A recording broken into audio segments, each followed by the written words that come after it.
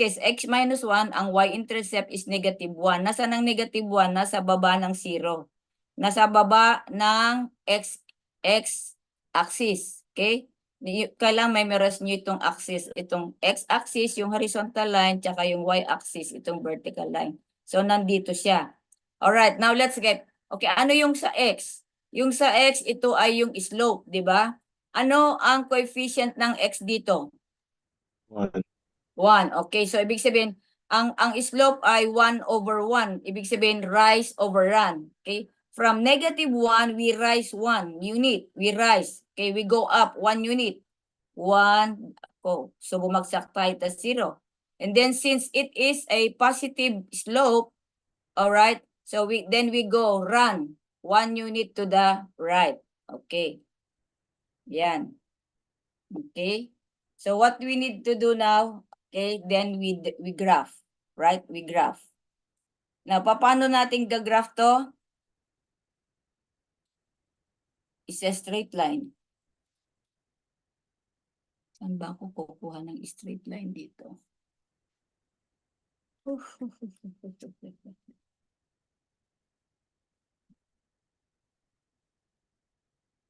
Magamit yung lapis ko.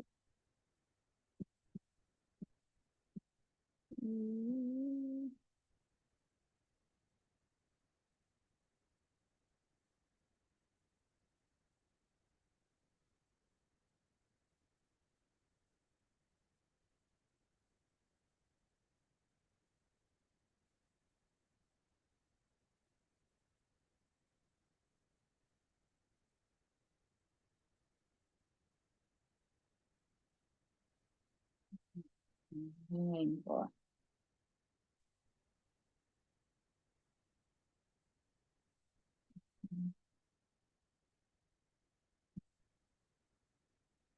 Subukan na natin. So you consider na ano, pag pinagdugtong diyan din sa ano nyo para maging straight. Okay, you draw it in your graphing paper, in your notebook. Yung graph niyo, yung ano, gamitin niyo yung hindi ba meron kayo sa math notebook niyo ganito graphing paper, yung pages niya?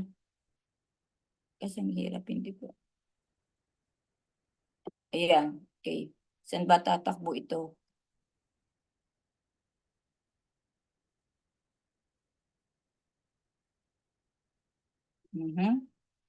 Tapos, dugtong natin dito.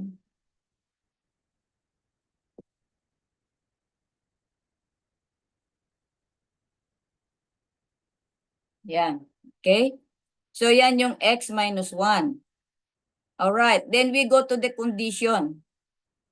Yung condition niya. Ano yung condition niya? Na x is less than or equal to negative 2. X yun ha. So, hanapin natin yung negative 2 sa x. Ang x yung horizontal line. Nasaan yung negative 2? Ito. Right? Alright. So, baba tayo. Dun sa graph. Hanapin natin yung graph. Asan ang negative 2? Ito. Ayan. Okay? Markahan natin.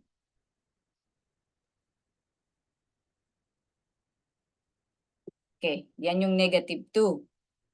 Alright. Sabi dyan, x is less than or equal to negative 2. Less. So, kung less, saan papunta? Dito sa taas o pababa? Baba po. Pababa. Now, nakita ninyo x is less than or equal. Meron siyang equal sign. So pag may equal sign, ano yung ano natin, yung point natin? Is it solid or open? Solid. Solid. Solid siya kasi mayroong equal sign. So ito, so solid natin yan. Solid. Yan. So dahil less than, ibig sabihin bababa dito, bababa. Yan. So ito ngayon yung graph. Okay. Sabi ko sa inyo, pag nag-draw kayo sa notebook ninyo, ay ilapis ninyo kasi dito, ito buburahin. Ito lang yung graph niya. Yung x minus 1 if x is less than or equal to negative 2. So, ibig sabihin, ito lang yung graph nitong sub-function na ito. Hanggang dito lang siya. So, ito, buburahin nyo na yan. Buburahin nyo na yan. Okay? So, ito hindi ko mabura. Burahin ninyo dyan sa notes ninyo. So, ito lang yung graph niya. Yan. So, ito yung x minus 1 where x is less than or equal to negative 2. Tama kasi ito yung negative 2. X, di ba? X sabi niya. So, ito yung negative 2. Dahil ang negative 2 ay included sa graph, so solid siya. Solid. Gets nyo ba? Naintindihan ba?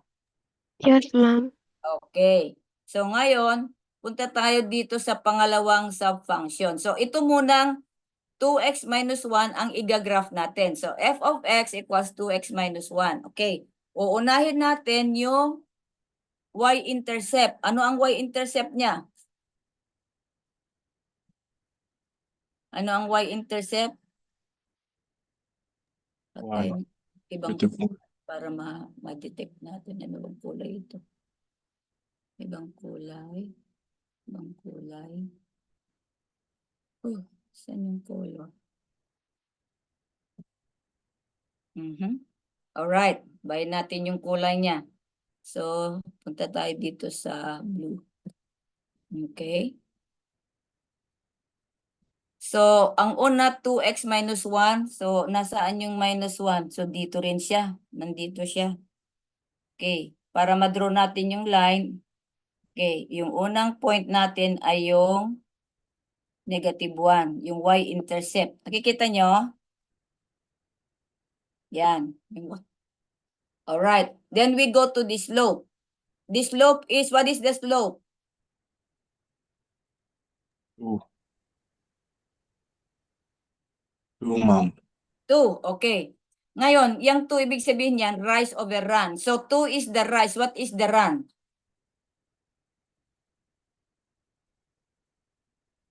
Now, remember, when there is a whole number, okay, a whole number could be converted into, or you can change it into a fraction. So, how do you do that?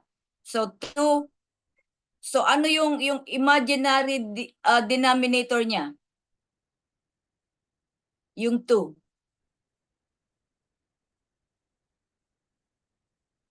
Imaginary, understood to be the denominator of any whole number. Ano ang denominator ng 2 dito? 1 po. 1, okay. So yung 2, ibig sabihin yung slope natin dito ay 2 over 1. So 2 we go up 2 and then run 1. Okay, so from negative 1 we go up 2 units. Okay, you see the slope is positive. So where does the line run? Saan siya magra-rise? Sa left or right? It is a positive slope. Walang. Ha?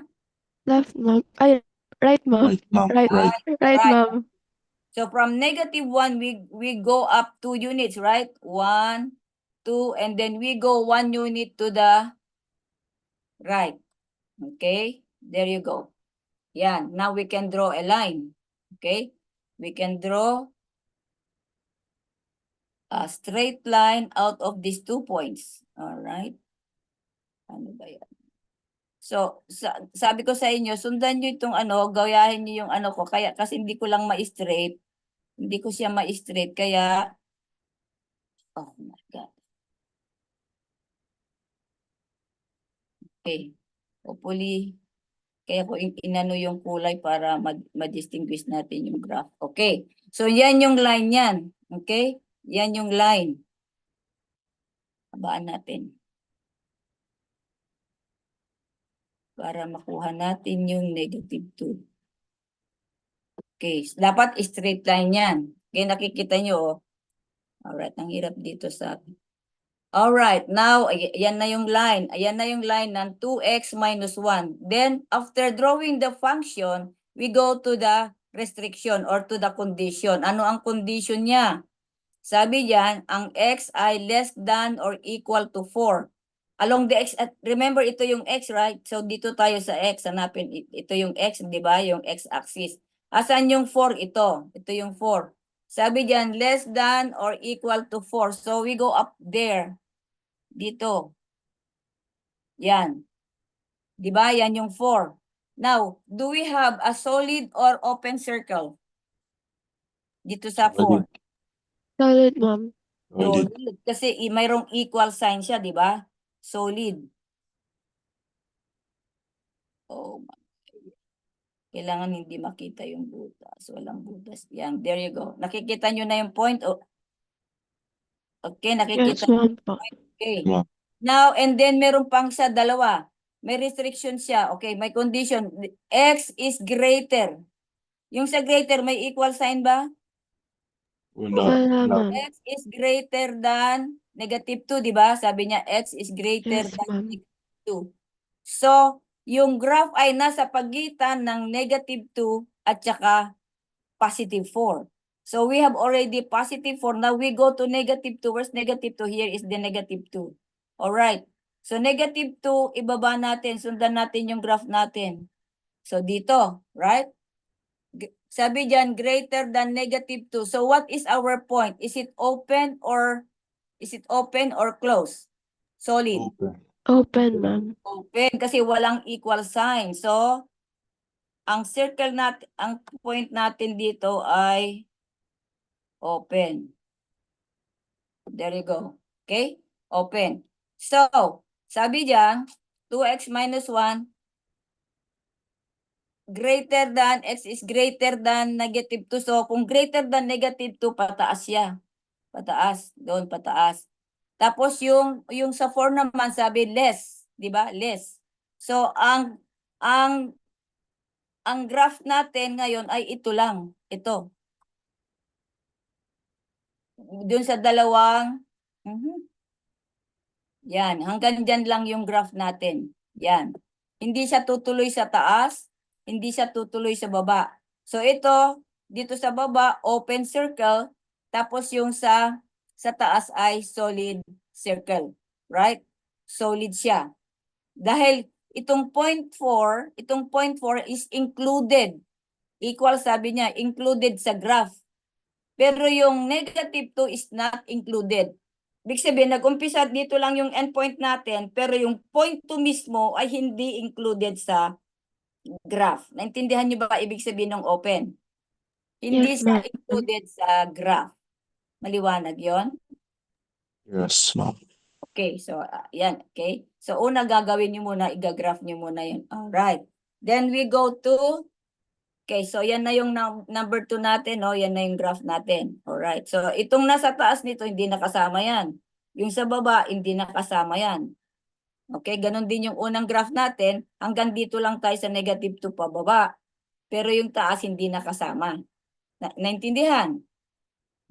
Okay, let's go Yes, to ma'am. number 3, yung third subfunction. Okay, we start with the y-intercept. So, ang y-intercept natin, anong y-intercept natin? 8, ma'am. 8. Okay, so markahan natin. Okay, kulayan natin yung pangatlo para ma-distinguish natin. Okay. Alright. So, 8. Ang y-intercept ay 8. Nasaan yung 8 ito? Okay, yan. Yan, okay? Nakikita yung point? Okay, 8. And then, ano ang tawag dito?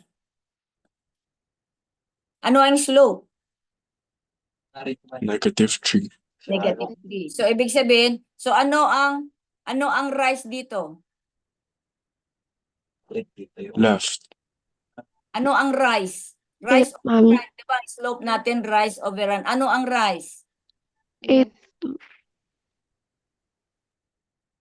Doon sa Negative, slope, ma'am. hanapin nyo. Negative. Ano ang rise? Rise over run. Ano ang rise natin? Ilang units ang rise natin? 8, ma'am. No. 8 is the y-intercept. Yung slope na tayo para makuha natin yung second point. Okay. This is the slope, right? Ito yung slope, -3. Kaya sabi ko, ano ang rise natin, ano ang run?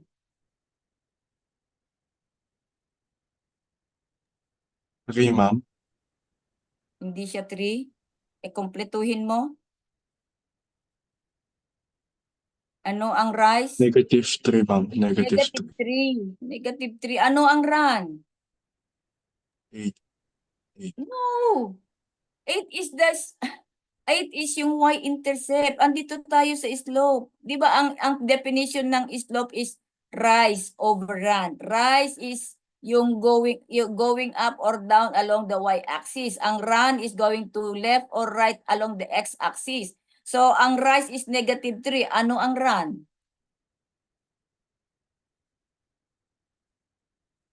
Ano ang run? Hindi man, kasi hindi kayo nagte-take down ng notes eh. Sa tingin ko, hindi kayo nagte-take down ng notes. Definition. Okay, dito, ito, di ba itong 2, ano yung run ng 2? Di ba 1? 1. Yes, ma'am. Oh, ito, ano naman ang run niya? Ano ang run ng negative 3? Ano yung denominator niya? Negative 1, ma'am. No. Andun na, negative 3 na eh. So, ano ang run? 3. Negative 2 po. 1. Oh my. Ano ba kayo? Yan. Ibig sabihin, negative Sorry, ma'am. negative 3 over 1. Right? Dito sa una, di ba? Ang slope niya is 1. Ano yung rise? 1. Ano yung run? 1. 1 over 1. What is 1 over 1? What is 1 divided by 1? It is 1. What is 2 divided by 1? It is 2. What is negative 3 divided by 1? Negative 3. Tandaan nyo yan. Okay, now. So, nandun na tayo sa negative 8. Ayan, yung una. Kasi, di ba? Tapos na kayo ng geometry. So, how do you draw a line? 2 points. You need 2 points to draw a straight line. To draw a straight line. Kasi we are going to connect the 2 points so that you can draw a straight line. So we have the first point. Okay, the first point is the y-intercept. Okay? Now let's find the second point. Find the second point. So going to the slope. Since the slope is negative, where does it rise? Is it to the left or to the right? Ma'am. Ha? Left. Left. Okay, sa left.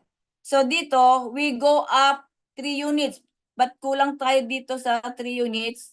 Oh, 1, 2, 3. Madadaanan natin yung mga ano dito function. So bababa tayo, okay? Bababa. Pagka bababa, halimbawa from point 3 ay from point 8. Pag aakyat tayong 3 units, pupunta tayo sa kaliwa. Ka? Up and then go to the left to form a negative slope. Pero dahil pwede tayong may option tayo pababa, 3 units. 1, 2, 3, tama? Okay. Dahil negative siya, pag bumaba tayo, pwede tayong pumunta sa kanan. Kasi ganun din 'yon, magra-rise kita. Tingnan niyo ha. So from 8, 1, 2, 3. Then we go 1 unit to yung denominator 1, di ba? Yan. Yan, okay? Kung bababa tayo, tingnan natin kung magtutugma. 1, 2, kasi to pag pinagdugtong natin yan, aakyat siya sa kaliwa, di ba? Bababa tayo. 1, 2, 3. Hindi tayo pupunta sa kaliwa, pupunta tayo sa kanan. Ito. Yan. Okay. So ito nga yung pagdudugtong, kita nyo kung mag-meet sila dito, mag-meet yan, papunta sa kaliwa. So now we're gonna draw. We draw the graph, okay? Kaya nga sabi ko sa inyo, gumamit kayo ng ano nyo para lapis and then your ruler, yung straight edge nyo. Ayan yung graph. Kaya ano sabi dyan? 8. So kailangan pumunta tayo sa 4. Kailangan umabot tayo sa 4. Umabot tayo pababa. Pababa. Pababa. Pababa. Oops. Ayan. Okay.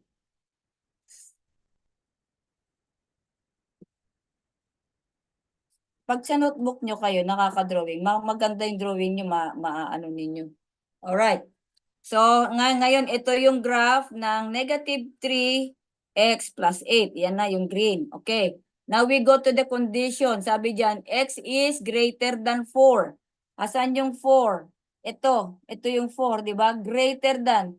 So, greater than, kailangan papakanan tayo. Ganyan, pakanan, hindi pa kaliwa. So, from here point, ito yung point.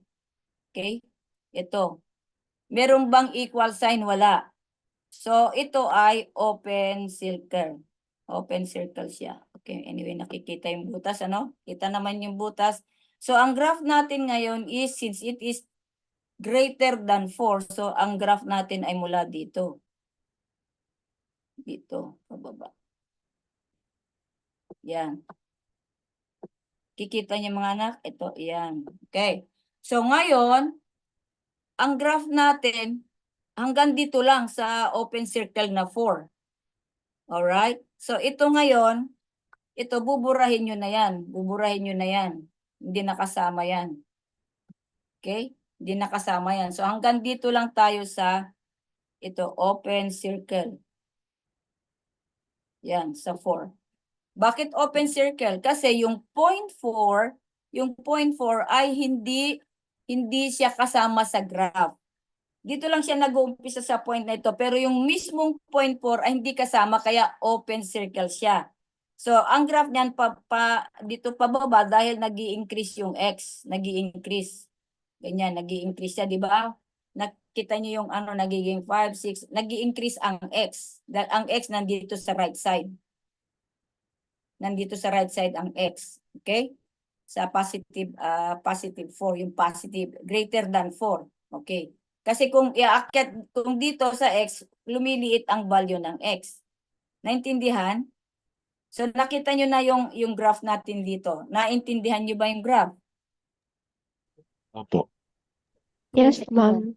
Palagay ko naman maliwanag naman yan. Okay? So ang uunahin ninyo, now remember, ang slope, kasi baka mag-take tayo ng graph na may fraction. Nagawa ba natin yung may fraction na graph? Na ano, graph? Saan ba yun? Number 5 yata saan ba yun? Sa taas? Let me see. Okay, maliwanag ba yan? Yes, ma'am. Okay, kopyahan nyo kasi Yes, itataas ma'am. natin sa 5. Kasi pag minob na, Ma'am, may question po ako. ha? May question po ako. Bakit po siya kanina dyan sa pangatlong sub-function, nag-rise po kayo ng 3 unit? Alin dito sa pangatlo? Opo, bakit po kayo nag-rise? Tama. Okay, that's a good question. Hindi ba ito negative, tama? Yes po. Negative, okay. Sabi ko, so from 8, di ba? 8, 3 units up. Aakyat tayo 3 units up, di ba? Yes po. 1, 2, 3. Tama? And Yes then, po. over 1, di ba? We go to the left 1. Para yung line ay papunta sa kaliwa, okay? Ngayon, para meron tayong enough space, pwede rin meron tayong option. From point 8, pwede tayong pumunta ng pababa ng 3. From point 8, 1, 2, 3. Okay? Bakit tayo pumunta sa kanan? Di ba? Ito yung point. Ito. Yes, ma'am. Negative 3 over 1. Yan. Yan. Bakit tayo pumunta rito sa kaliwa? Kasi bumaba tayo. Kasi kung dito tayo sa kaliwa pupunta, magiging positive yung graph, yung slope. So dito sa kanan, so kinonect natin yan, connect mo, tingnan mo, dadaan din siya rito, dito sa point na ito. Nakita niyo yung cursor ko? Dito rin siya dumaan. Yes, ma'am. Yung option mo lang yun, kung wala kang space, it's okay. Pwede lang naman yun na pagkukonectin, pero kaya masyadong mababa tayo dito. Titingnan nyo lang kung ano yung graph, I mean the slope. So dito, negative slope yan. Kailangan automatic maisip nyo na negative slope, paakyat sa kaliwa. Paakyat sa kaliwa. Dito, sa 8 dito, kung pupunta tayo sa kanan, okay, kung pupunta tayo dito sa kanan, hindi siya magiging negative. Positive siya, 'di ba? Pag pinagdugtong mo yan, pag ganyan ang takbo ng line. Maliwanag ba 'yon? So Yes, ma'am. nyo rin. So dito, okay. So pag negative, pwede rin naman tingnan nyo ha. Pwede 'di ba rise over run. It's up to you. Kung bumaba ka ng 3 unit, ganun din 'yon, 1, 2, 3, 'di ba? Okay, 1 unit to the right. Para mag-rise siya dito sa kaliwa. Okay?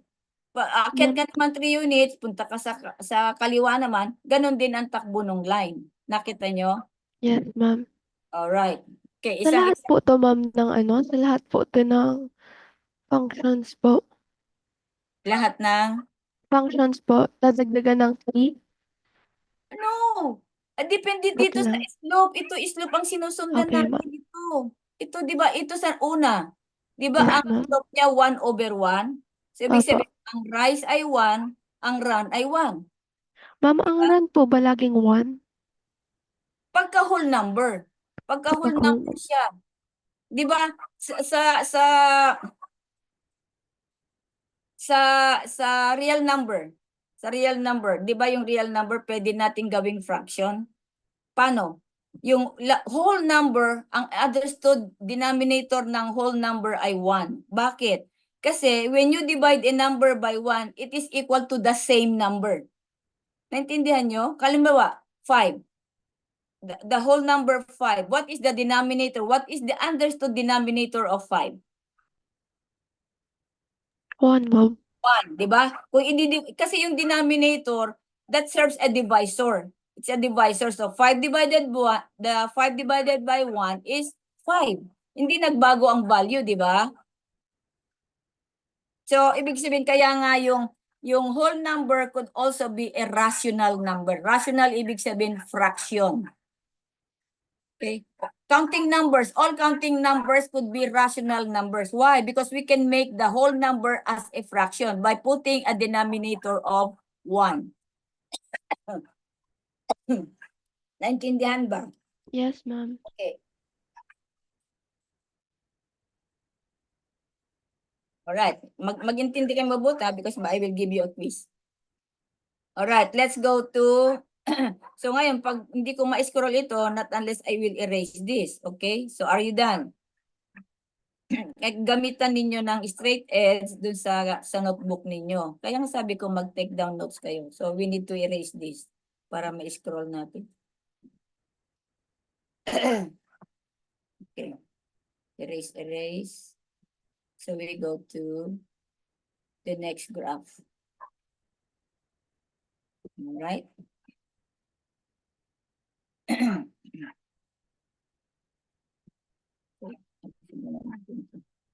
Alright, we scroll up. Scroll natin. So we go to number 5. Okay. Alright. Kaya sabi ko dito tayo sa 4 and 5 sa medyo mahirap kasi yung 1, 2, 3 ay madali lang. Alright. Okay. Now, look. Okay, we have 3 subfunctions. Oh, ito may fraction dito. We have 3 subfunctions. Alright. Itong una, f of x equals 5. So, what is this? What kind of function is this? F of x equals 5. What kind of function is it? Constant, ma'am. Lakas nga, hindi ko marinig. Constant. Constant. Sino itong sumasagot? Si Alison? Alison? Yes, ma'am. Ito. Kinikilala ko na lang kayo sa boses eh. Kasi hindi ko kayo makilala. Siguro pag nag-meet tayo somewhere, hindi tayo magkakilala. Alright, here we go. So number 1 is a constant function. Now, always bear in mind that a constant function is a horizontal line. Alright? A constant function is a horizontal line. What is it? Di ba yung number is the y-intercept. Hindi na ako magtatanong, ako nang sasagot. Yung pagka meron tayong f of x equals 5, ibig sabihin yung 5 is, you will find 5 along the y-axis. Alright, along the y-axis. Okay? Alright, anyway. So, along the y-axis. So, since it is a constant function, now let's graph. Okay. So, dito, since it is a constant, ilagay na natin yun. Alright.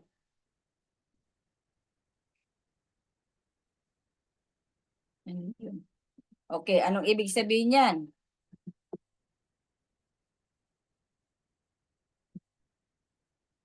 Okay, so guguhitan natin dito sa 5. Asan yung 5? Ito. So, it will cross 0.5. Ito yung 5, di ba? Nakikita yung graph natin. Okay. Yan yung f of x equals 5. Now, let's go to the restriction.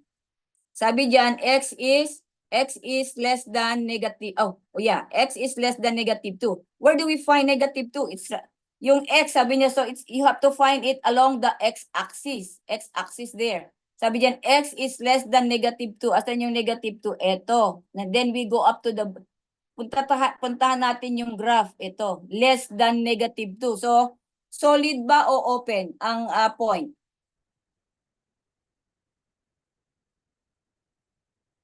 X is less than negative 2. Is it solid or open? Open, ma'am. Open kasi wala siyang equal sign. So this is an open circle. Open. Lakyan ko na nga para makita. Yan. Open circle siya along negative 2, di ba? X equals negative 2. Yan. Now, meron bang other point? So ibig sabihin, ito yung graph.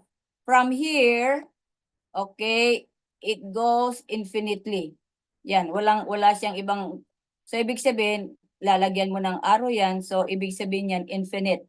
It goes to the right infinitely. Tama? Naintindihan yon? Wala Yes, itong ma'am. katapusan kasi nga, ito lang yung restriction niya dito sa negative 2. So that is f of x equals 5 if x is less than negative 2. Naintindihan? Okay, let's go. Now here, we have a fraction. Okay, that's good. We have a fraction here. So, uunahin natin yung y-intercept. Okay, what is the y-intercept? Negative. Huwag kayong matakot, sabihin nyo. What is the y-intercept? Negative. Negative 2. What? Asan? Dito tayo sa pangalawa. Dito sa pangalawa. Negative Okay. 6. Negative Negative 6. So, 6. nasaan yung negative 6? Yung number is, yung number ay dito lagi sa y-axis. Ito, Yeah. y-axis. Yung vertical ay y-axis. Ito naman ay yung x-axis. Yan, okay? Yan, so ito yung tinatawag natin na coordinate plane. Alright? Now let us graph. Okay, unahin natin yung y-intercept. Ano yung y-intercept ng second function? Negative 6. Negative 6. Okay, negative 6. Markahan natin yung negative 6 kasi magdodraw tayo ng line. Okay, bahin natin yung color para may distinction tayo. Okay, let's go to, there you go, dark blue. Alright, negative 6. Yan, okay. Now we go to this slope to find the other. Okay, now here you go. Alright, look at this. You have 1/2 x. This is the slope. Okay, this is the slope. 1/2 or 1/2 x. Okay. So here it is visible. Okay, it's obvious. You find you know the rise and the run. So which one is the rise here? 1/2 x. Which one is the rise? 1, ma'am. 1. What is the run? 2, ma'am. All right, so from negative 6, we rise up 1. Okay? Go up 1 unit. So, 1, there we go. Ang run niya ay 2. Since it is positive, we go to the right. 2 unit. 1, 2. Okay. The reason why we do, okay, this, so that we can draw a line. Since this is what do you call this, linear function, right? So we need 2 points to determine a line, to draw a line. Okay? Now remember, okay, nakikita nyo, then we draw the line. All right? We draw the line then. Okay.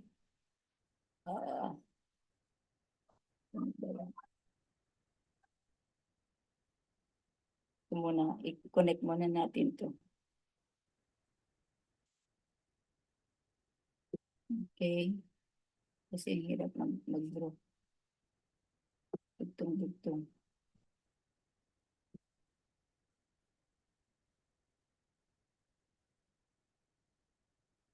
Kaya nga maganda, yung do-drawing nyo, maglapis muna kayo bago nyo i-finalize yung graph ninyo. Alright? Oh my God, continue na. Okay. Ano yung, ano yan, 6 hanggang dapat makaabot tayo sa 6. Oops.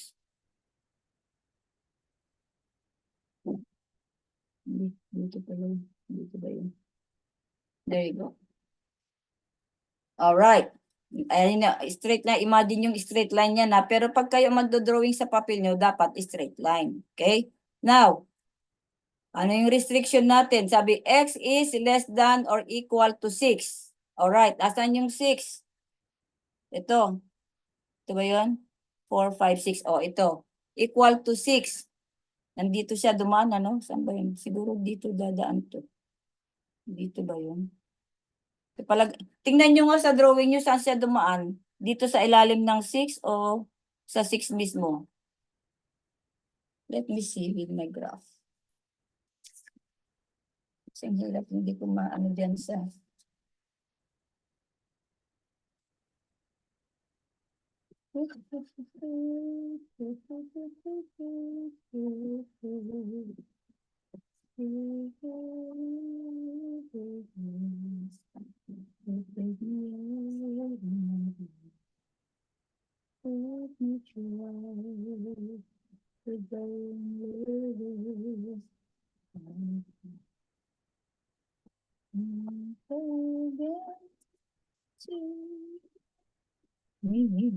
Alright.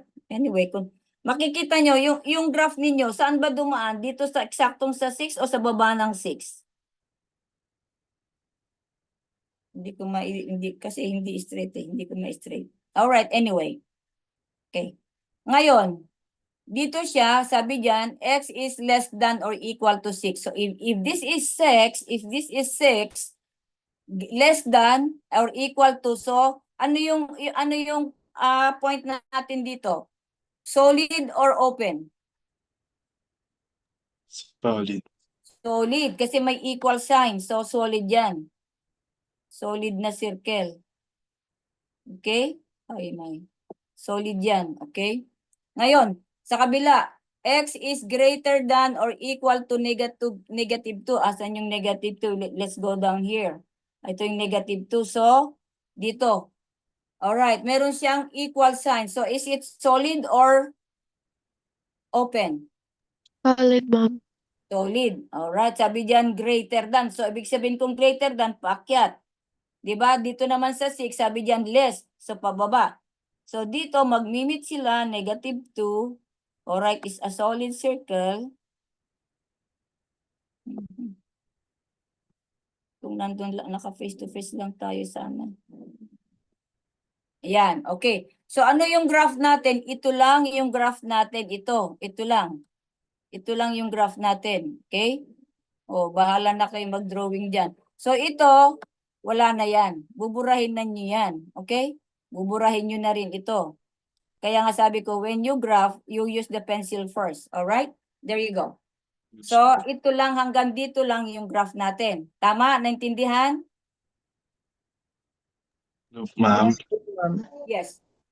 may pinapapasok na po kami sa pre-cal. Pwedeng makahingi 1 minute lang. 8:30. 1 minute lang. Tapusin lang natin ito. 1 minute lang para may ibibigay ko sa inyo yung homework nyo. Okay. Dito sa 10.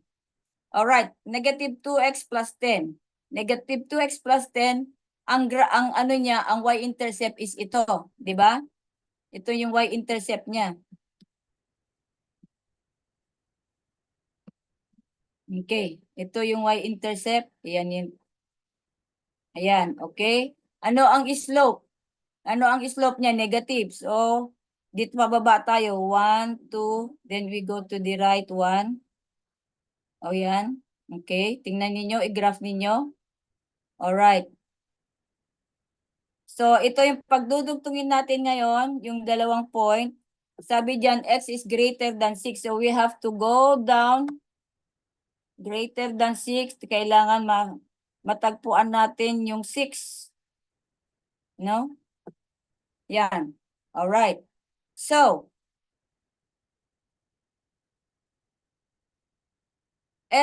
sabi dyan, x is greater than 6. So, dito, open siya. Kaya lang nagtagpo sila nitong isang point, so we can just, alright? Yan, yan. Ito nabuburahin na natin to. Wala na yan. Hindi nakasama yan. Alright? So, ito lang yung graph nito. Tama? Naintindihan ba? Ito lang yung graph Yes, na ma'am. negative 2x plus 10. Okay? Yes or no? Yes, yes, Yes, ma'am. ma'am. Okay. So now, let me, okay, hold on. Bibigay ko sa inyo ang, okay, quiz number 2, but it is a take-home quiz, okay? You answer, hindi ko mai-scroll ito pagka hindi ko buburahin ito. Scroll ko.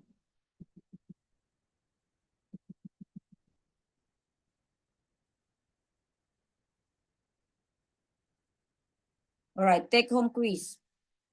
Quiz number 2, okay? Okay, tatype ko yung ano.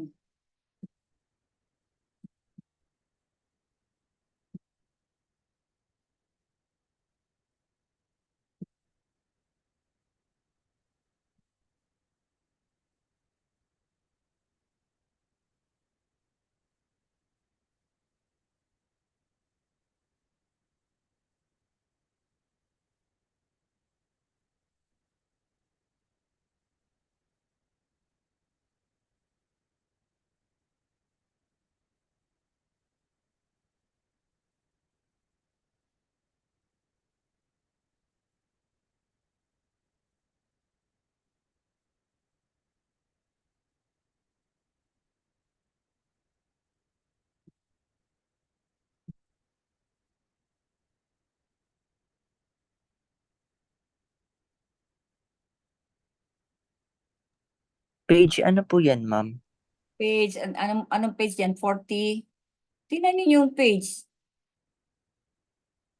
Hindi ko ma-scroll ito. Ano ba yung ginagawa? Page 44, ma'am. Okay, page 44. Page, saan ito? Okay, page 44. Alright.